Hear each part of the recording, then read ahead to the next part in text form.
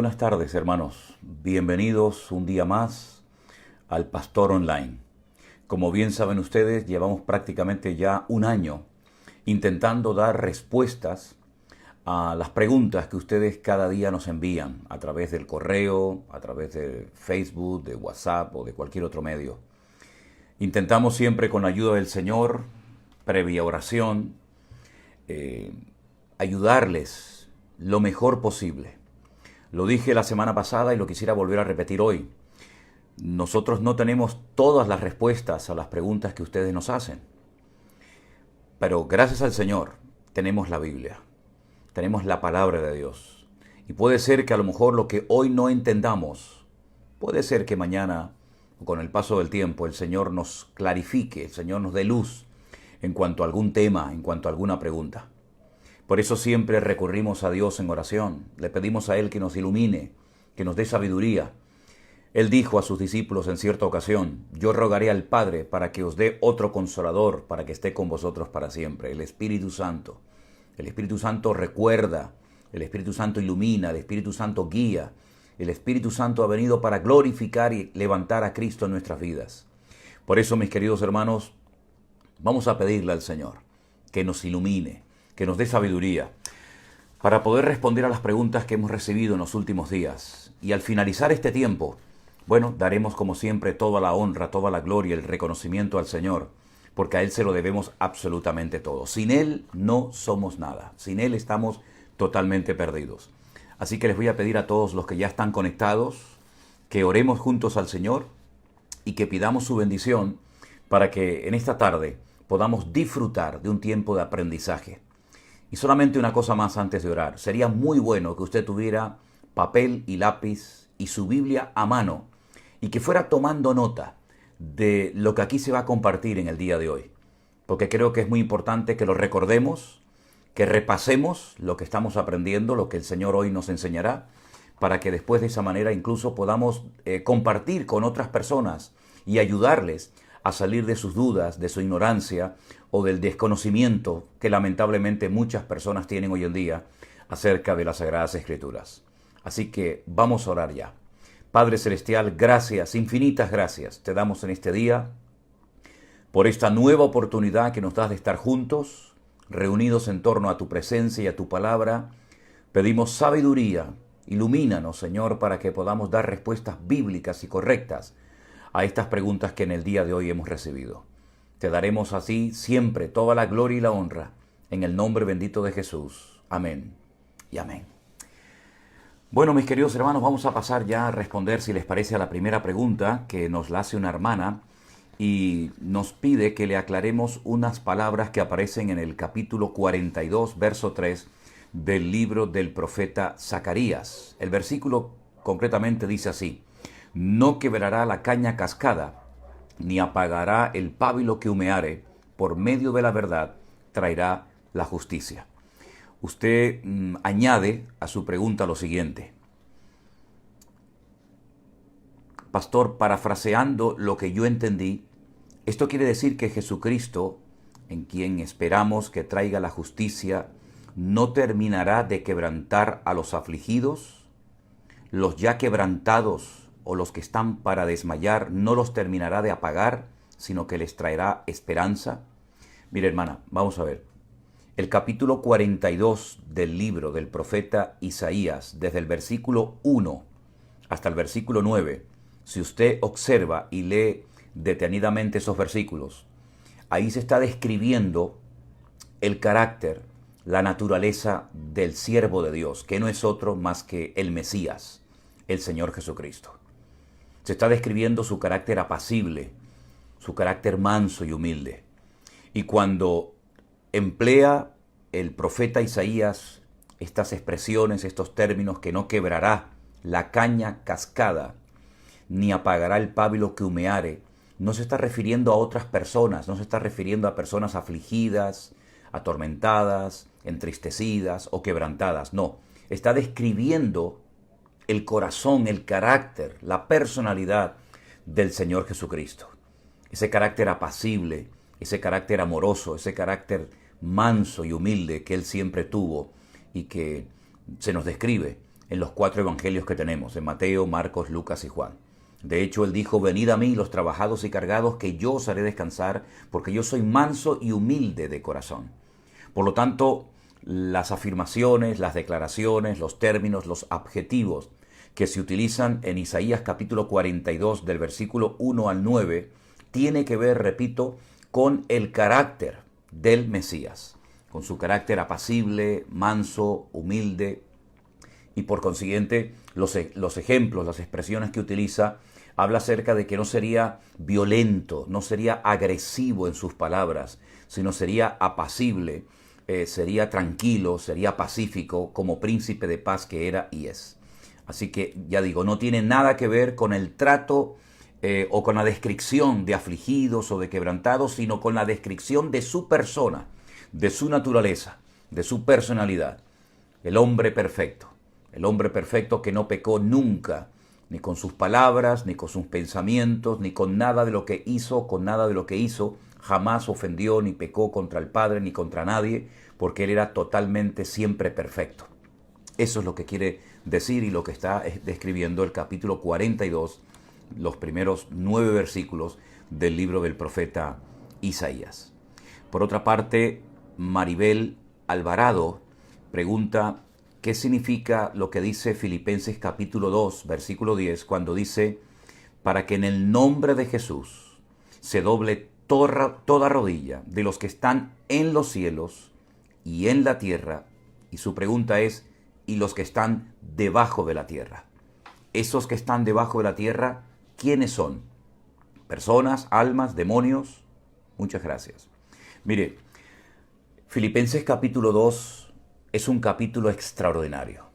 Hace unos días lo estábamos comentando en casa y realmente uno se queda sorprendido y admirado de la humildad de nuestro Señor Jesucristo. Ese capítulo se conoce como kenosis, el vaciado, el despojarse, el desprenderse. Pero a mí la frase que más me gusta o la palabra que más me gusta utilizar cuando hablo de Filipenses capítulo 2 es que se anonadó. Esa palabra se anonadó, aparece en la antigua versión de la Biblia, la de 1909, no en la Reina Valera, que dice que se despojó.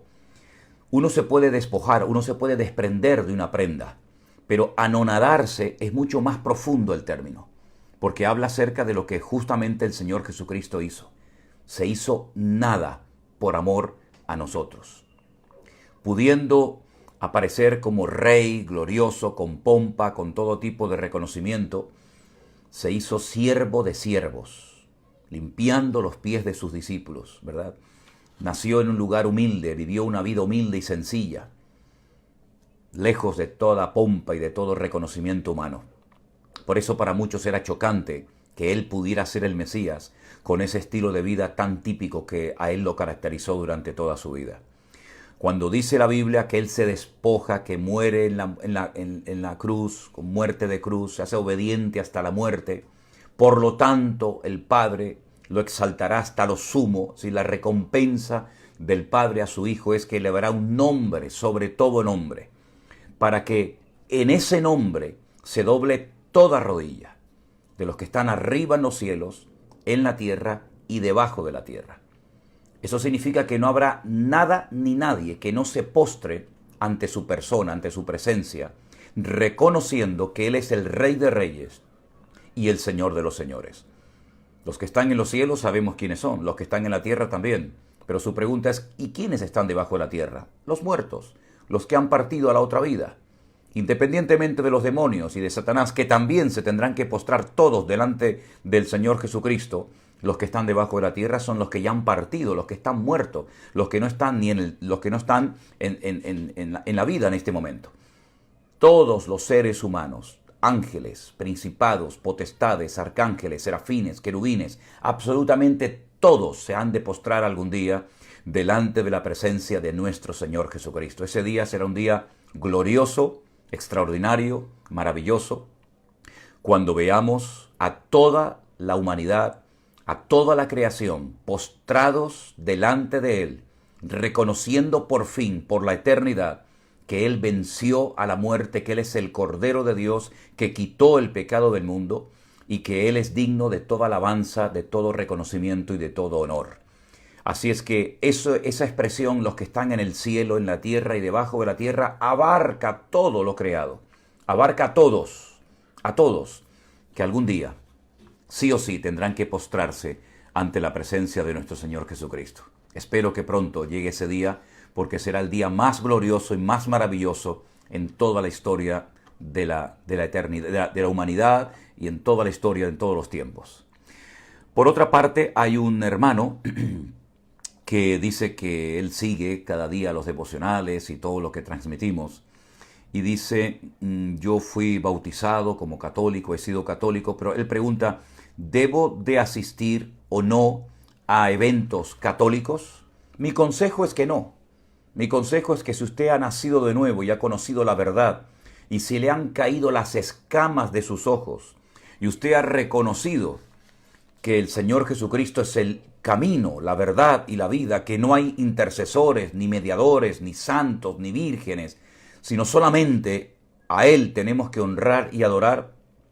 Yo creo que su tiempo, todo lo que usted practicaba y todo lo que usted antes creía, pues ya ha pasado a la historia. Las cosas viejas pasaron y aquí todo se ha hecho nuevo. ¿A qué eventos católicos se refiere usted? ¿A misas? ¿Qué sentido tiene que sigamos yendo a una misa? Cuando sabemos que en una misa el protagonista no es, aunque parezca que lo es, pero no es el Señor Jesucristo. ¿A una comunión? ¿A un bautismo? ¿A qué? Por lo tanto, usted siéntase libre. Pero mi consejo, ya que usted me hace la pregunta, ¿debo de seguir asistiendo a eventos católicos? Yo le diría que no. Pero usted obre en conciencia, pero mi opinión es que su tiempo ahí se ha terminado y que usted ahí ya no tiene que participar absolutamente de nada. Ya participó bastante, ¿no le parece? Y por otra parte me pregunta acerca del rapto. Me dice, ¿qué es el rapto? Bueno, en el Nuevo Testamento se describe el rapto, la desaparición de los creyentes vivos en un momento determinado de la historia.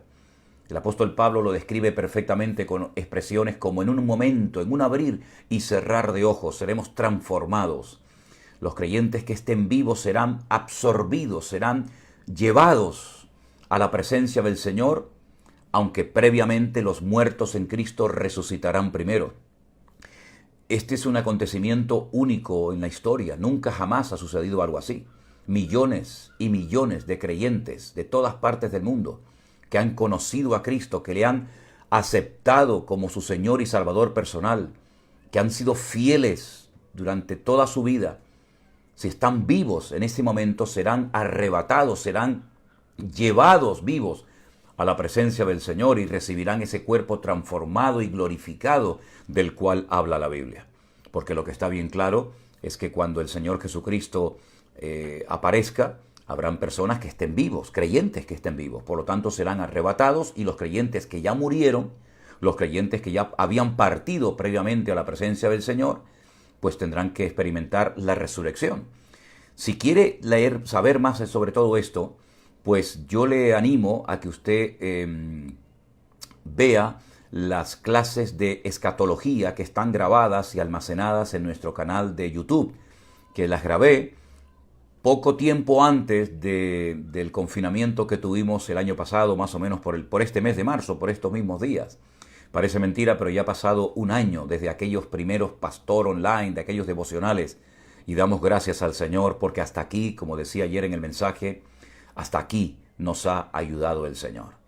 Hemos conocido a miles y a miles de creyentes, ha nacido una iglesia virtual en todas partes del mundo, el Señor está haciendo auténticas maravillas y muchas personas se han reconciliado con el Señor, otras le han conocido por primera vez en su vida, están comenzando a estudiar las Sagradas Escrituras y todos estos temas del arrebatamiento, la segunda venida, pues en esas clases de escatología que el Señor me permitió grabar y están ahí en YouTube, usted las puede ver y seguro que va a aprender algo acerca de los acontecimientos finales, ¿sí?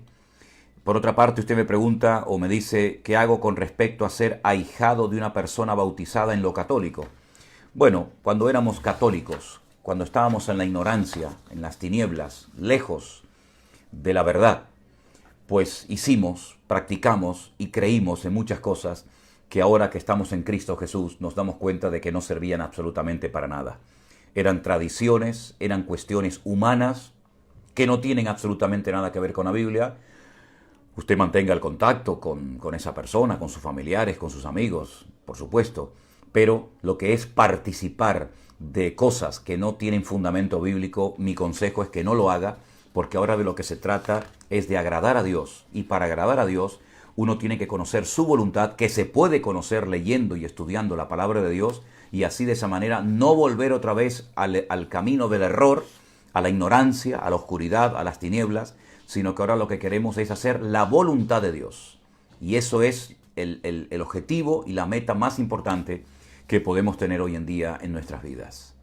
Por otra parte, Esther pregunta, ¿cuando pecamos volvemos a ser hijos del diablo? Pues no. Vamos a ver, los hijos de Dios pecamos. Los hijos de Dios no somos perfectos. No significa que porque pequemos automáticamente ya somos otra vez hijos del diablo. No, mi querido hermano.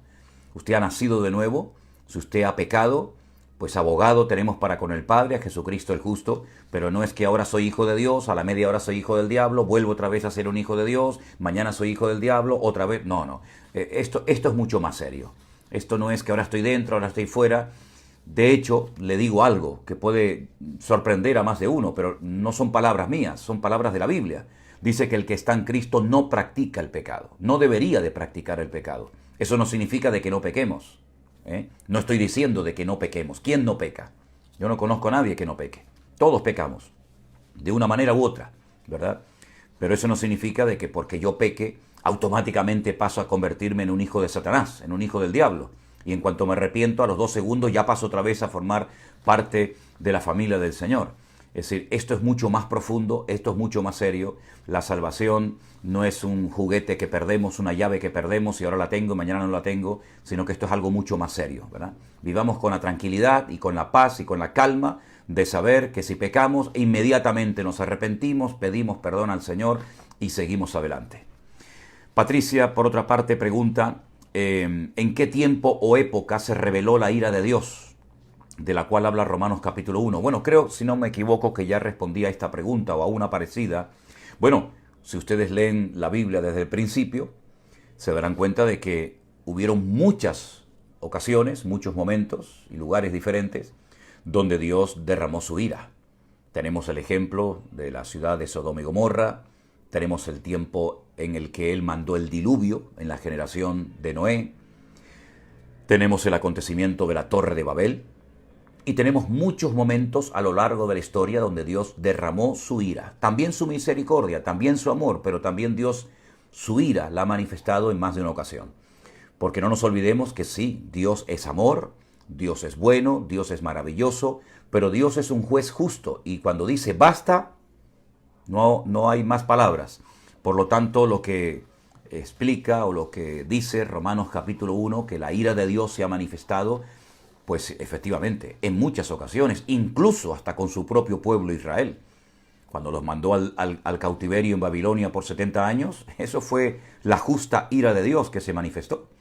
Es decir, hay muchos momentos a lo largo de la historia en los que Dios ha demostrado y dejado bien claro que Él es un Dios justo, un Dios bueno, un Dios misericordioso, pero su ira también es tan real como su amor, como su misericordia o como cualquier otro atributo que le caracterice, ¿sí?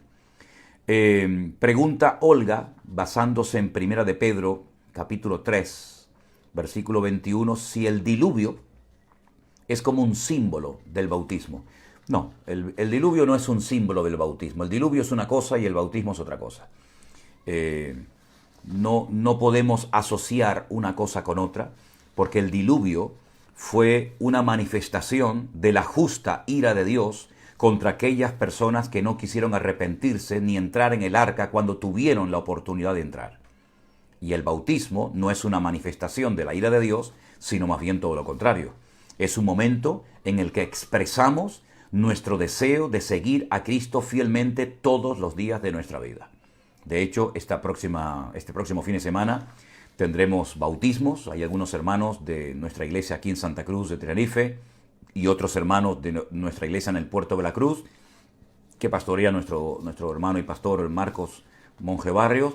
pues vamos a tener bautismos y no podemos asociar una cosa con otra. Son dos cosas completamente diferentes. Por otra parte, Javier pregunta, usted dijo que eso que Dios hizo en Jericó acerca de dar vueltas y vueltas alrededor de esa ciudad era para ese momento y que no tenemos que imitar. En muchas ocasiones usted dice, eso era para los israelitas, no es para nosotros en este tiempo. Entonces, ¿cómo puedo aplicar o cómo puedo saber qué ejemplos del Antiguo Testamento son para hoy? Ayúdeme a comprender esto y a no errar. Bueno, intentaré ayudarle para que usted tenga bien claro lo siguiente. Mire, hay muchas cosas que ocurrieron en lo que llamamos el Antiguo Testamento, que fueron sombra o ejemplos para que supiéramos cómo es el corazón y la naturaleza de nuestro Dios, ¿verdad? Muchas cosas que ocurrieron en lo natural al pueblo de Israel, y le voy a poner varios ejemplos, cuando salieron de la esclavitud en Egipto.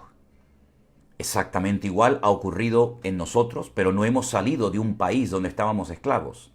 Pero sí hemos salido de una esclavitud espiritual, donde no servíamos a un hombre, como en el caso de los israelitas a Faraón, pero sí éramos hijos del diablo, hijos del enemigo. Y el Señor nos libertó no a través de un hombre como Moisés, sino a través de nuestro bendito Salvador, nuestro Señor Jesucristo. Y así como el pueblo de Israel fue alimentado durante muchos años, 40 años en el desierto con el maná, hoy por hoy el Señor nos alimenta a través de su palabra y de su presencia y de su persona en nuestra vida. Y así podríamos ir dando ejemplos y ejemplos de cosas que ocurrieron en lo natural en el tiempo del pueblo de Israel y ocurren hoy en día en lo espiritual en nuestras vidas. Usted me hace referencia a cuando el pueblo de Israel tiene que dar vueltas y vueltas alrededor de la ciudad de Jericó. ¿Cuántas veces el pueblo de Israel hizo esto?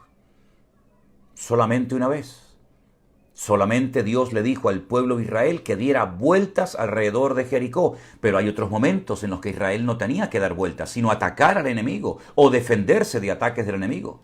Por consiguiente, es simplemente un modelo, una forma de decir, esta primera ciudad, que es el obstáculo número uno al que ustedes se tienen que enfrentar para poder tomar posesión de la tierra y posteriormente distribuirla a las 12 tribus de Israel, este es un ejemplo de si hay obediencia, si hay sometimiento a mi voluntad, los muros naturales o espirituales, los enemigos caerán y serán derrotados por el poder de Dios, ¿verdad? Por lo tanto, si ahora nosotros trasladamos el hecho de dar vueltas alrededor de Jericó para comenzar a dar vueltas alrededor de una ciudad no tiene ningún sentido, porque el objetivo no era el dar vueltas. Lo importante es que el pueblo de Israel aprendiera a someterse, a acatar la voluntad de Dios, a depender de Él y no de sus espadas, de sus lanzas, de sus escudos o de estrategias humanas militares. Entonces, eso es lo que tenemos que aprender.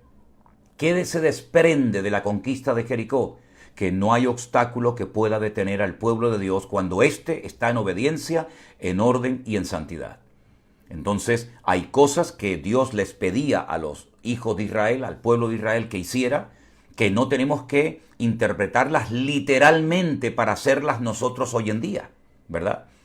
Pero lo que tenemos que entender es qué es lo que Dios intentaba transmitirles o enseñarles o grabar en las mentes y en las conciencias de su pueblo en aquel tiempo. Esa es la moraleja, esa es la lección, ese es el objetivo, ¿verdad? Por lo tanto, cuando yo digo hay cosas que eran para el pueblo de Israel, lo digo y lo reitero. Hay cosas que Dios le pidió al pueblo de Israel que la iglesia hoy por hoy no tiene que hacer.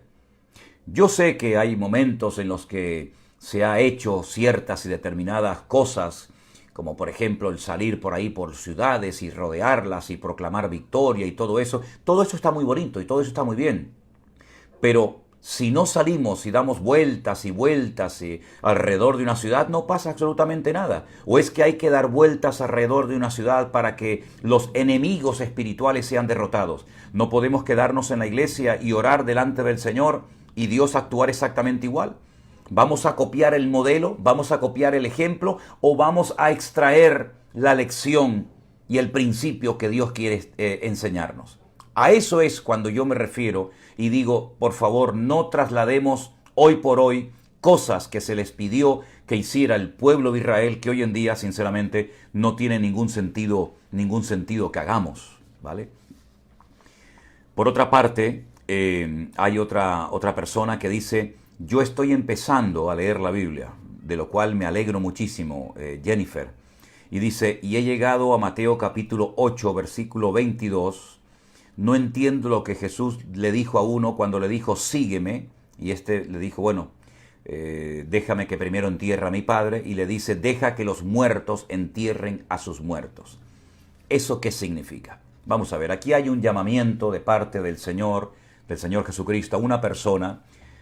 No todo el mundo recibía este llamamiento, era un privilegio, un honor, el que el Señor Jesucristo se acordara de ti o te mirara o te dijera, sígueme.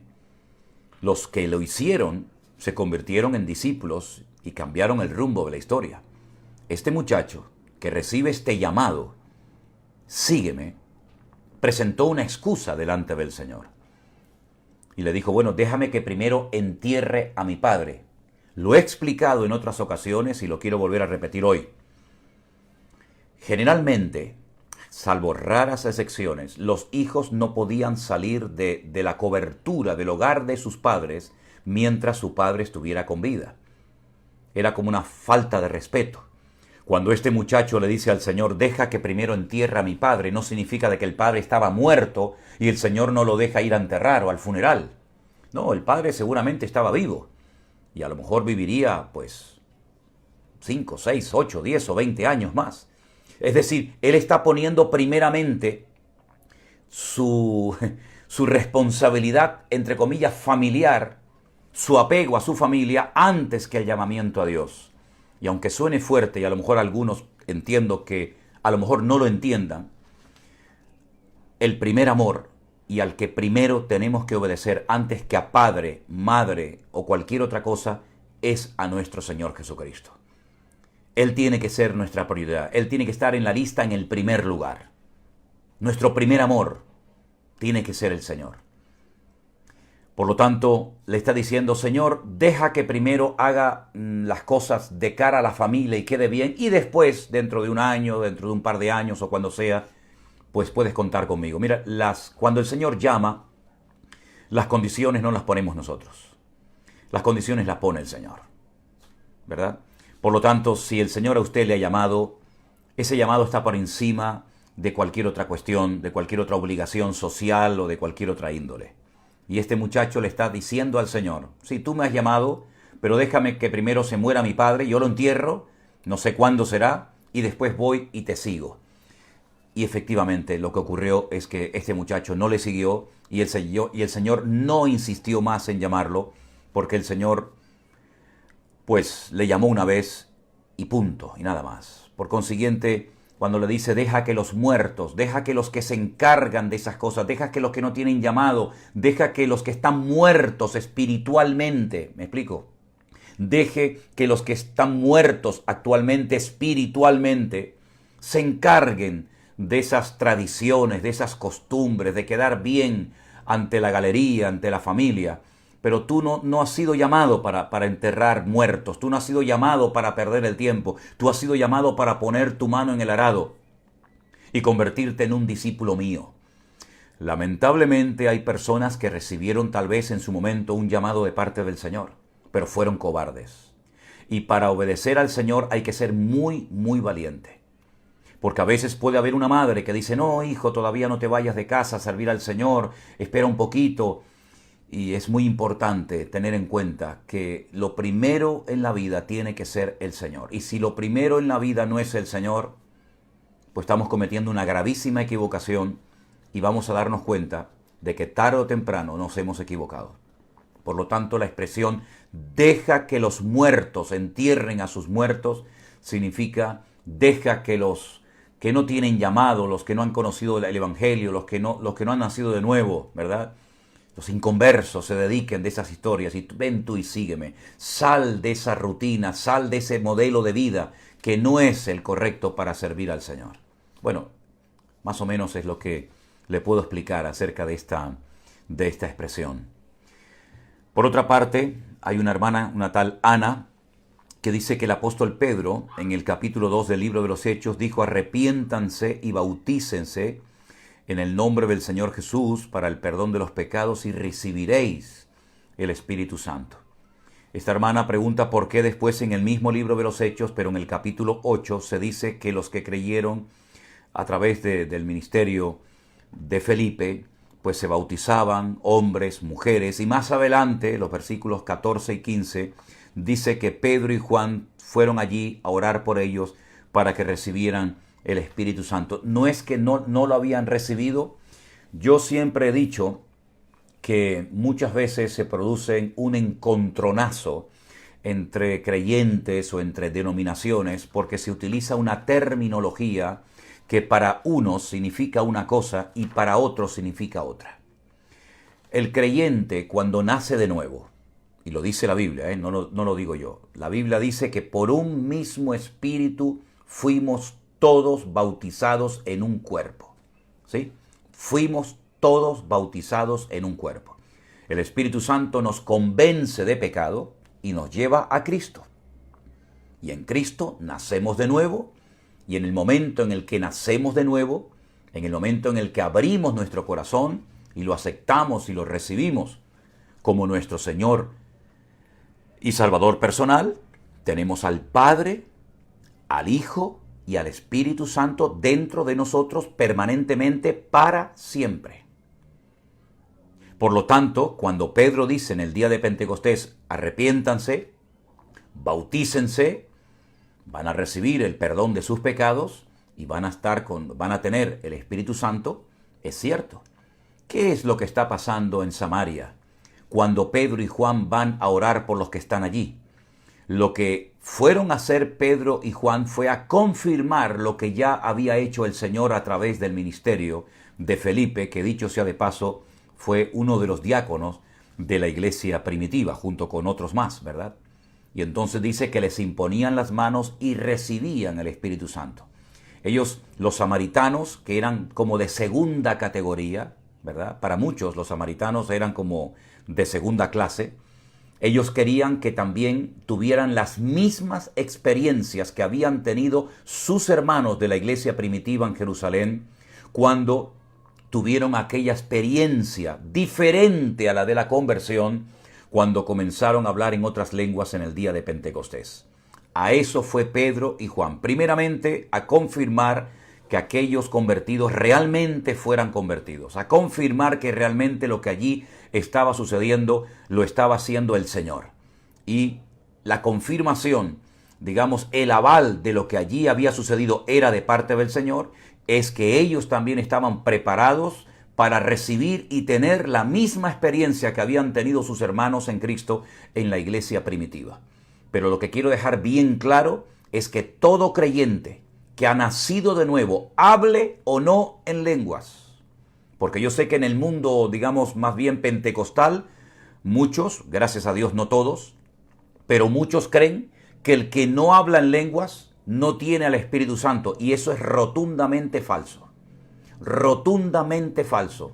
Y no quiero utilizar la palabra herejía, pero podría utilizarla. Decir que un creyente que no ha hablado en lenguas no tiene el Espíritu Santo en su vida es un disparate, es una auténtica barbaridad. Ha habido millones, repito, millones de cristianos que nunca han hablado en lenguas.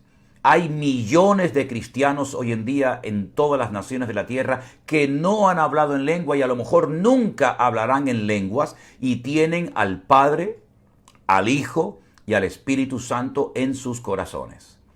¿Sí?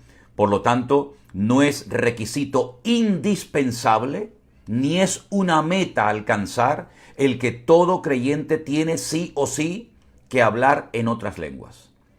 Yo nací y me crié los primeros años de mi vida en un contexto, digamos, pentecostal, y casi como que se exigía y se le obligaba a la gente que tenía que hablar en lenguas. De hecho, se hacían retiros y campamentos para que la prioridad fuera el hablar en otras lenguas.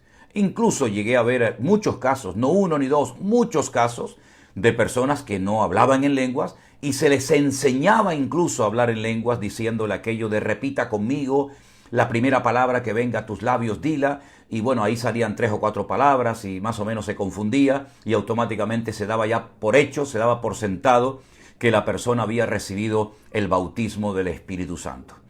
Bueno, lamentablemente hay muy poca enseñanza en cuanto a esto y a muchos creyentes se les ha instruido y se les ha enseñado en una doctrina no 100% bíblica, porque lo que sí puedo demostrar con la Biblia es que no es obligatorio hablar en lenguas para demostrar que eres cristiano, o que vas al cielo, o que has nacido de nuevo, o que el Espíritu Santo está en tu corazón. Hay personas que nunca hablaron en lenguas y la Biblia dice que fueron llenos del Espíritu Santo y no hablaron en lenguas. Lean los evangelios y van a encontrar algunos casos muy significativos. Si me permiten, seguimos adelante. Y una hermana dice, tengo una amiga que es católica y dice que en Génesis 3:19 se habla sobre la ceniza que los católicos se ponen en la frente en estos días de Semana Santa. Bueno, vamos a ver qué dice Génesis capítulo 3, versículo 19. Los que tengan su Biblia a mano y quieran venir conmigo a leerlo, dice la palabra de Dios lo siguiente. Génesis 3:19.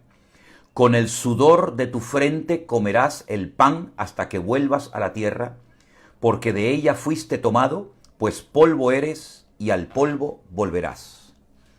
Bueno, yo creo que aquí hay un error grave, ¿no? Que se confunde el sudor de la frente con la ceniza.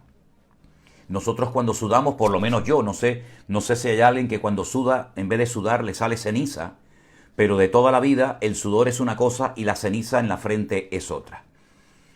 Decir que la práctica de ponerte ceniza en la frente está basado en Génesis capítulo 3, versículo 19, la verdad es que es forzar el texto a decir lo que no dice.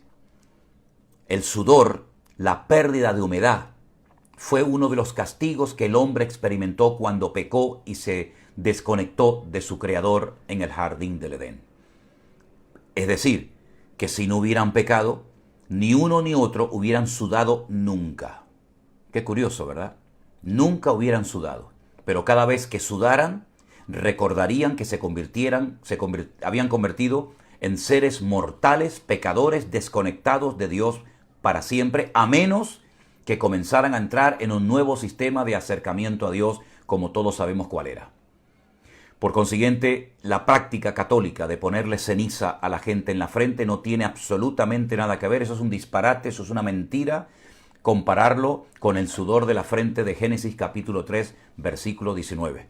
Así que con todo mi respeto, hermana Berta, dígale a su amiga que busque otro versículo de la Biblia, que si lo encuentra me gustaría que me dijera dónde está, pero que este como que no. Este versículo no es el idóneo para demostrar la práctica de ponerle ceniza a la gente en la frente. No tiene nada que ver. Pasamos a otra pregunta, si les parece. Una hermana llamada Carla, que pertenece a nuestra iglesia virtual, me dice, ¿qué es lo de la corte celestial? Bueno, hermana, la Biblia nos habla de que en la presencia de Dios hay multitud, millones y millones de ángeles, serafines, querubines, arcángeles, ¿verdad? Y cuando la Biblia habla de su corte celestial, cuando dice la Biblia Jehová, o Adonai, o Yahvé, Zebaot, el Dios, Jehová de los ejércitos. ¿A qué ejército se refiere?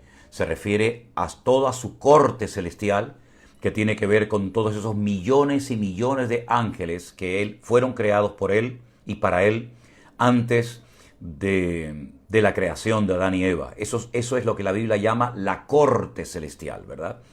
Y bueno, podemos ver diferentes ejemplos de esta corte celestial, de estos millones y millones de ángeles y de seres angelicales y serafines y querubines ante la presencia del Señor, pues en el Antiguo Testamento, por ejemplo, en el libro de Ezequiel, en el libro de Apocalipsis y otros libros también, ¿verdad? Hay una pregunta que nos hace una hermana que se llama Dulce. Los testigos de Jehová afirman que el arcángel Gabriel y Jesús son la misma persona. Gloria a Dios que desde que sigo sus cultos y los devocionales me he dado cuenta de las muchas mentiras que me enseñaron. Que Dios les bendiga. Hombre, pues decir que el arcángel Gabriel es el Señor Jesucristo, hay que estar ciego, hay que ser un auténtico ignorante para decir semejante cosa. Es decir, que si el arcángel Gabriel era Jesucristo, cuando se presenta el arcángel Gabriel a María y le dice que vas a concebir y das a luz a un hijo, se estaba anunciando a sí mismo. Vamos a ver, vamos a ser serios. Los testigos de Jehová son una secta, y además una secta peligrosa, anticristiana. ¿Por qué digo que es una secta anticristiana? Por una sencilla razón, porque no son cristianos, aunque se llamen cristianos. Comparar al Señor Jesucristo, al Alfa, al Omega, al Verbo hecho carne, al admirable consejero, príncipe de paz, al león de la tribu de Judá, compararlo con Gabriel, hay que ser ciego o malintencionado. No tiene absolutamente nada que ver el arcángel Gabriel con el Señor Jesucristo. Pero ¿por qué ellos lo comparan o dicen que es el mismo? Porque ellos creen que Jesucristo fue creado por Dios. Ellos no creen que Jesucristo es Dios. Y nosotros, los cristianos, creemos que Jesucristo era, es y será siempre Dios. Por lo tanto, es una herejía, un insulto a Dios y a su palabra, decir que Gabriel es la misma persona que el Señor Jesucristo o que el Señor Jesucristo es el arcángel Gabriel. No tiene absolutamente nada que ver una persona con otra. El arcángel Gabriel es un subordinado del Señor Jesucristo. Fue creado por Él y para Él. Y el Señor Jesucristo es el Verbo hecho carne, Dios entre nosotros. Emmanuel, Dios con nosotros. Y esos títulos jamás la Biblia los utiliza para hablar del arcángel Gabriel. Por lo tanto, cada vez que abren la boca, demuestran que están fuera de la verdad, que no quieren obedecer a la verdad y que además disfrazan sus herejías con una Biblia que incluso ellos mismos han inventado, que no tiene nada que ver con los textos originales, la famosa Biblia de la versión del Nuevo Mundo, una Biblia amañada, tergiversada, creada, inventada por ellos para justificar sus mentiras y sus errores doctrinales. También usted pregunta qué significa esto del olivo silvestre. Mire, si vamos a Romanos capítulo 11, y los que tengan su Biblia a mano, si son tan amables y quieren venir conmigo y leer juntos la porción, Romanos capítulo 11, versículo 17 dice: pues si algunas de las ramas fueron desgajadas, y tú, siendo olivo silvestre, has sido injertado en el lugar de ellas, y has sido hecho partícipe de la raíz y de la rica savia del olivo, no te jactes contra las ramas, y si te jactas, sabe que no sustentas tú a la raíz, sino la raíz a ti. Pues las ramas, dirás, fueron desgajadas para que yo fuese injertado. Miren, hermanos, aquí el apóstol Pablo está presentando un ejemplo de dos árboles, un olivo verdadero y un olivo silvestre. Muchos árboles, no todos, pero muchos árboles tienen, digamos, como una copia falsa de un verdadero olivo o de un verdadero árbol de fruta. En este caso, el olivo silvestre es comparado a los gentiles, o los gentiles, mejor dicho, son comparados con un olivo silvestre, que se parece al olivo verdadero, pero no es el verdadero. Y dice que el pueblo de Israel es como el olivo verdadero. Y se produce un injerto. Ahora, curiosamente, en la Biblia estaban prohibidos los injertos. Por eso dice Pablo que antinatura lo que pasó es que, y todo esto es una metáfora, todo esto es una alegoría de algo que ocurrió espiritualmente hablando, que ahora lo explicaré. El olivo verdadero, el pueblo de Israel, Dios le arrancó las ramas y le injertó ramas de olivo silvestre, algo que es una auténtica locura. Y por lo tanto dice a las ramas injertadas en el olivo verdadero: no se jacten, no presuman, no menosprecien a los demás, porque no son las ramas las que sustentan al olivo, sino el olivo, la raíz, la que sustenta las ramas.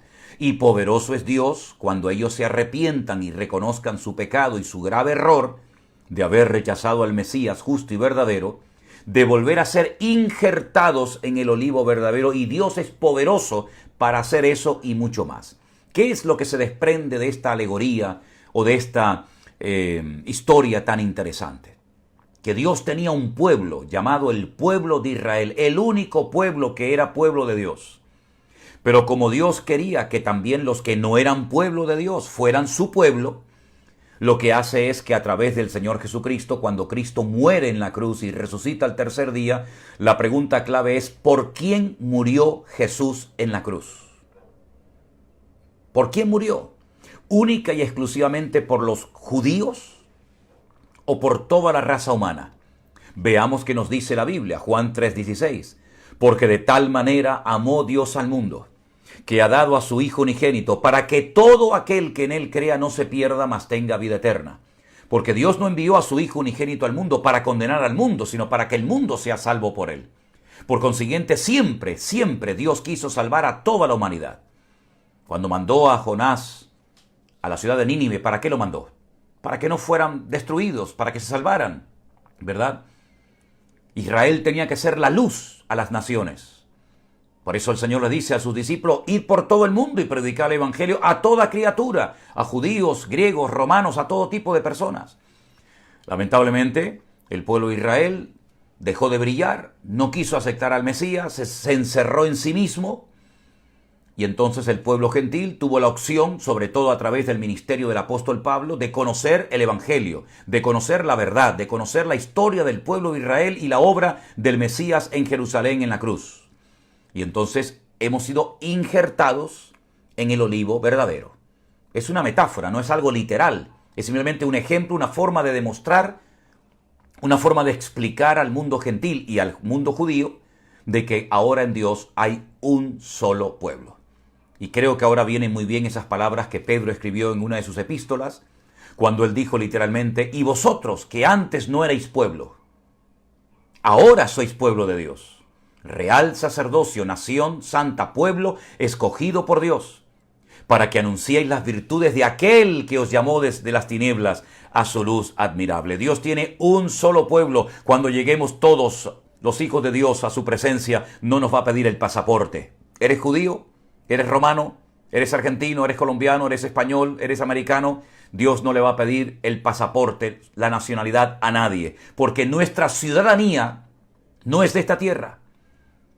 Nuestra ciudadanía está en el reino de los cielos y Dios tiene un solo pueblo, y tanto gentiles como judíos tienen que aceptar al mismo Mesías, porque no hay un Mesías para los judíos y un Mesías para los no judíos. No hay un camino o una Biblia para unos y una Biblia y un camino para otros. No, mi hermano.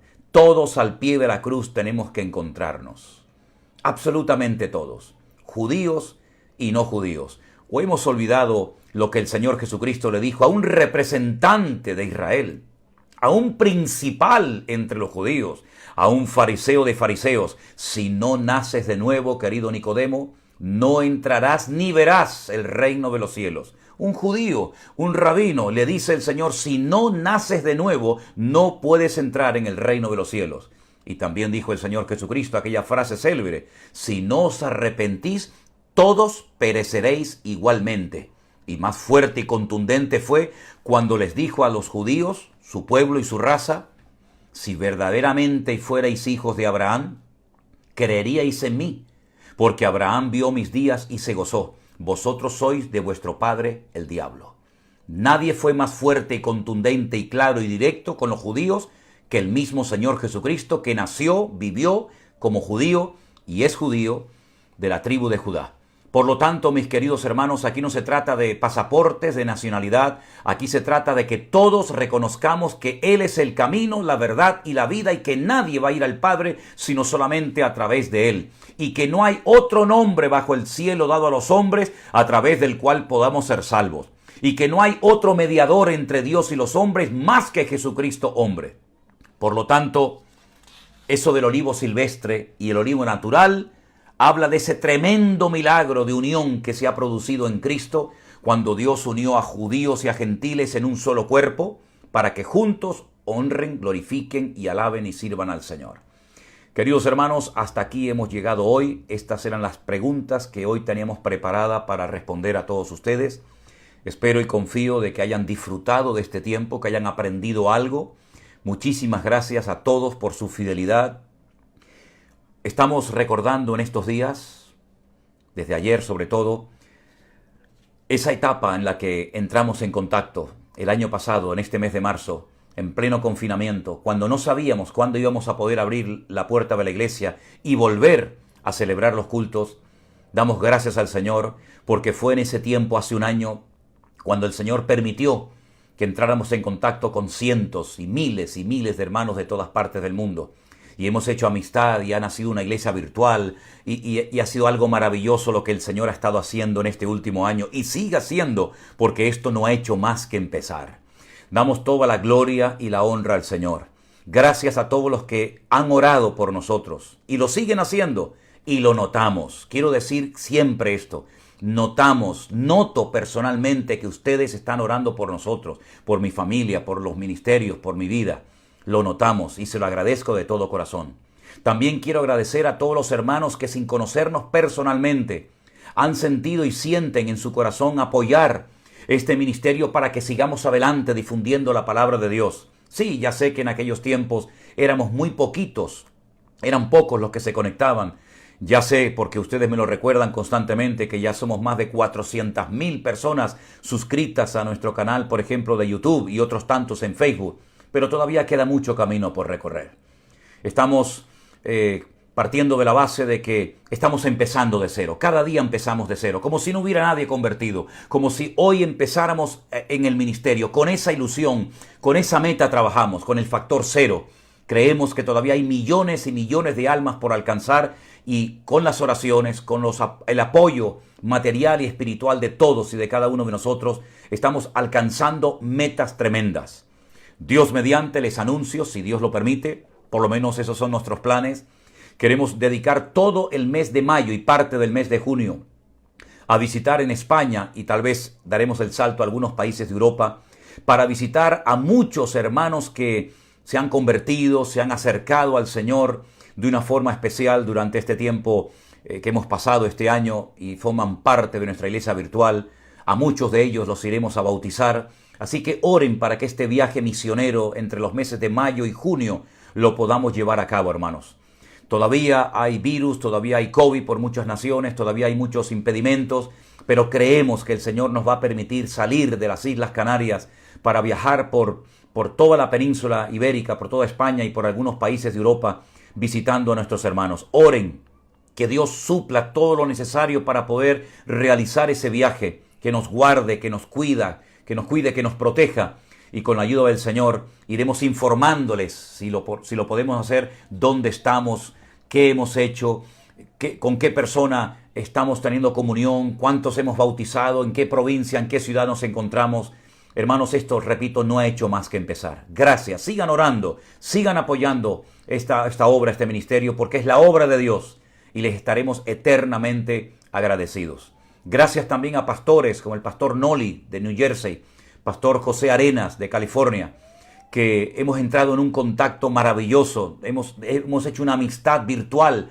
Confiamos de que este año podamos conocernos personalmente, que oran por nosotros, nosotros oramos por ellos. Gracias de todo corazón, queridos hermanos.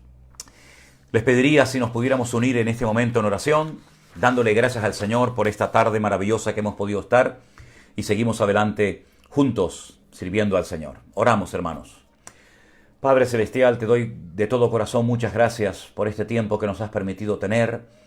Gracias por todos los hermanos que nos han mandado estas preguntas. Confiamos de que hayamos podido ayudarles de alguna manera. Señor, queremos que nos des apego a tu palabra, que escudriñemos tu palabra cada día, que tu iglesia sea una iglesia viva, una iglesia firme, una iglesia en santidad, una iglesia en orden, que no se deje llevar por doctrinas diversas, por vientos, por estratagemas de hombres que emplean con astucia las artimañas del error, sino que tu palabra sea la base, el fundamento de nuestra fe, de nuestra creencia. Fortalece, Señor, nuestra fe, anímanos, ayúdanos a seguir predicando las virtudes de aquel que nos llamó de las tinieblas a su luz admirable. Y gracias, oh Dios, por tu presencia en nuestras vidas. Señor, bendice a tu amada iglesia, que tu iglesia no se deje engañar, ni arrastrar, ni manipular, que no sigan entrando falsas doctrinas, modas de hombres, mandamientos humanos que emplean, Señor, o manipulan tu palabra. Señor, guarda y protege a tu pueblo, a tu amada iglesia, en el nombre bendito de Jesús. Amén y amén. Mis queridos hermanos, Dios les bendiga. Les mando un abrazo y un saludo a todos ustedes. Bendiciones para todos. Sigamos adelante unidos. Hay mucho camino por recorrer y con la ayuda del Señor lo recorreremos juntos, porque estamos viviendo en uno de los momentos de la historia de la humanidad más interesantes, a punto de ver el cumplimiento de palabras y de profecías que han estado dormidas por centenares de años. Pero somos una generación privilegiada, porque estamos viendo, mis queridos hermanos, cómo las palabras del Señor Jesucristo y de los profetas se están cumpliendo de una manera extraordinaria. Que Dios nos dé luz y sabiduría para poder seguir extrayendo de su bendita palabra las perlas, el tesoro escondido que está para todos nosotros. Dios les bendiga, mis queridos hermanos. Ahora, cuando termine, dedicaré un tiempo a leer todos estos comentarios que ustedes han estado escribiendo. Espero hacerlo hoy mismo y si no en los próximos días. Que el Señor les bendiga, hermanos. Bendiciones y buenas tardes para todos.